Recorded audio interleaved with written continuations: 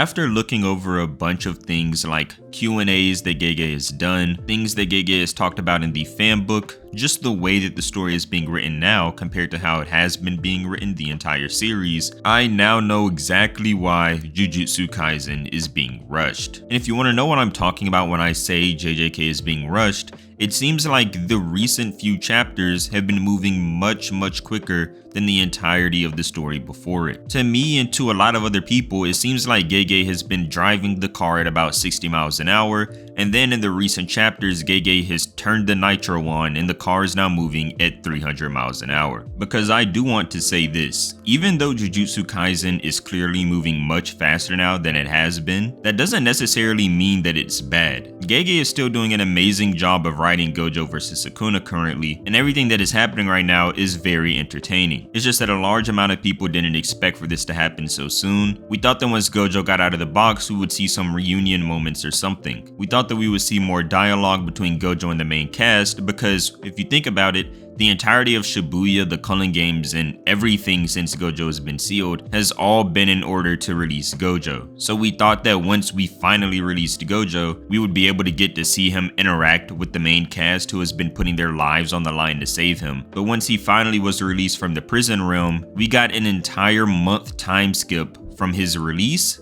to the fight with Sukuna. And if you just want to know how crazy of a time skip this is, one entire month in Jujutsu Kaisen, think about everything that happened in between Gojo getting sealed up until they released him from the box. All of those fights throughout Shibuya, the entire Culling Games, the scenes where Maki was fighting Naoya, even when Naoya came back as a curse and Maki had to fight against Curse Naoya, all the way up until Kenjaku fought Yuki, and everything in between, that was only 19 days. All of that, all of those events that happened from Shibuya to the Culling Games was only 19 days.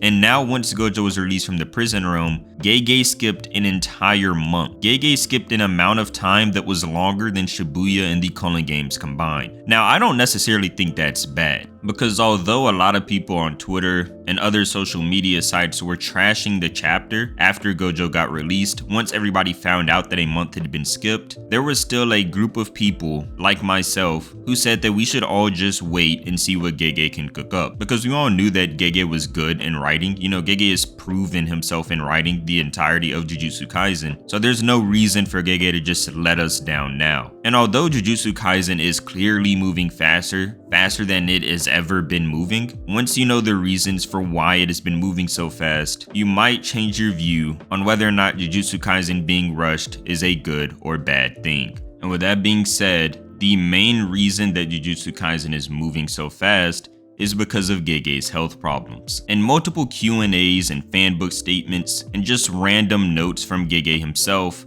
we know that the reason there's been so many breaks is because Gege is having health issues. Now, they never go into detail about what these health issues are, but we know that health issues normally plague other mangaka, because mangaka do induce a lot of stress, having to get a chapter out every week, drawing dialogue, thinking of the correct storyline to go with, and drawing the characters themselves. There's a lot of stress that comes with writing a story as big as Jujutsu Kaisen. And another thing that we know about Gege is that Gege is pretty young. We know that Gege is only 31 years old, and right now at the height of social media is writing the hottest new gen manga. So there's a lot of views from the public that criticize every move, everything that Gege decides to write, and if Gege ever messes up on anything, there's a lot of criticism that comes from the public eye. And I think that these are a lot of the reasons why there's been so many breaks for Jujutsu Kaisen, because all of this stress has been seriously taking a toll on Gege Akutami's health. But we knew over 2 years ago that Gege always planned to end Jujutsu Kaisen in 2023. And Gege even reaffirmed this at the end of last year that Jujutsu Kaisen would be ending this year. And the reason that this made a lot of us so upset is, well, not only is Jujutsu Kaisen a great story, but Jujutsu Kaisen had the potential to become the next big Naruto, One Piece, or Bleach. And I'm not saying become as big as them in terms of popularity, but I'm saying as big as them in terms of size. Because we know that Naruto is over 700 chapters, One Piece is over 1000 chapters, and Bleach has around 700 chapters as well. But with Jujutsu Kaisen ending this year, this means that we'll be getting around 250 chapters. And the reason this is so shocking to so many people is because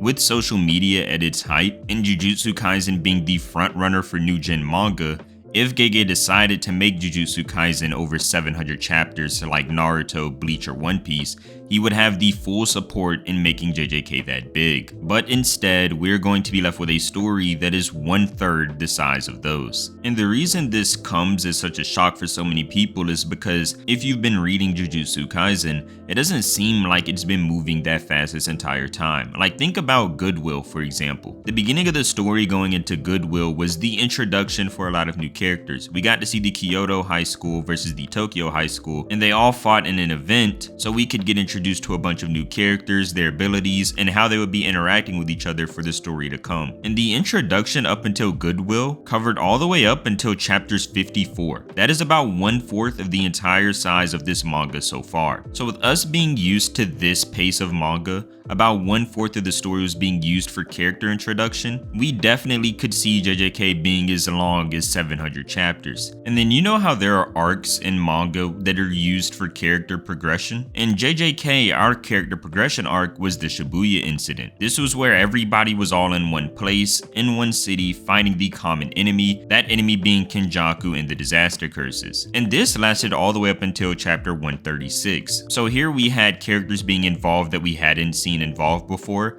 Like Naobito, for example, he came out of the Shibuya incident and fought against Dagon, who we also hadn't seen fight before, and it was cool to see new characters fighting against each other.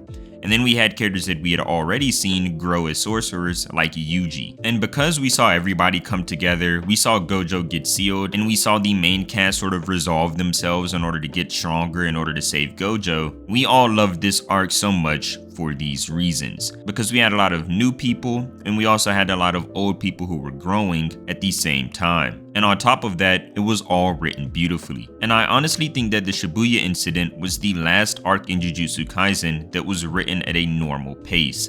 Things started to pick up right after when we started getting into the Culling Games. Now, even though the Culling Games was moving faster than the previous arcs, it was still moving at a good pace.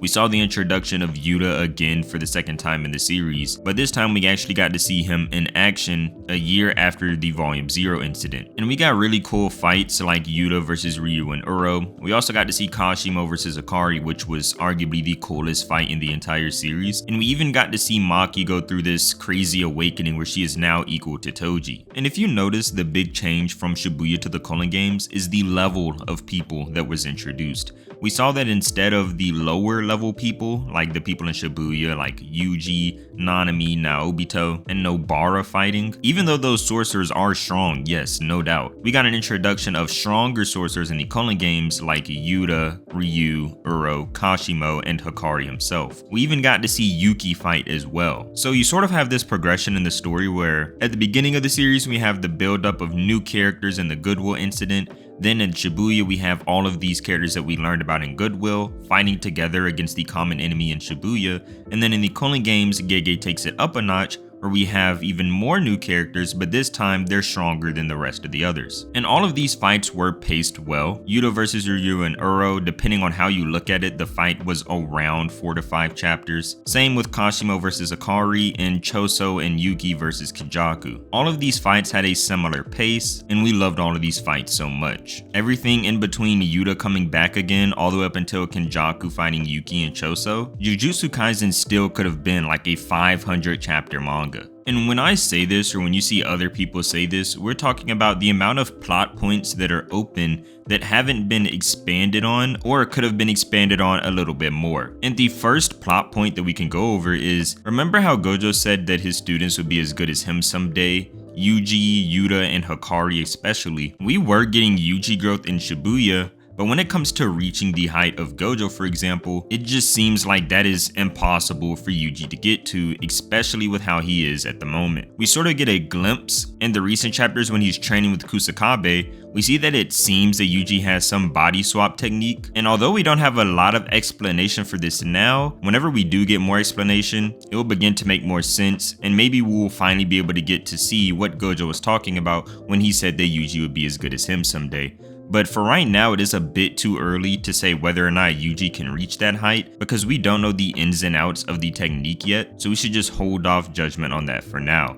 The next thing that could have been expanded on more is Yuta's growth and his fight with Kenjaku. So when it comes to Yuta, we know he is extremely strong. He has been the staple of curse energy within Jujutsu Kaisen, and we know that he learns extremely fast. But as we know, there's this mindset thing, this ego thing within Jujutsu Kaisen that Ryu tells Yuta right after he gets done fighting him. Ryu tells Yuta, "You're reaching your limit. I've seen it. What surpasses the horizon of sorcerers, cursed spirits, and strong fighters is overwhelming aggression that disregards all else, like a calamity." So we know that there's this thing for Yuta where he isn't necessarily purely ego driven, which is good for Yuta, but we also get more explanation for what Ryu means here when we see Sukuna fight Jogo and he's about to kill him.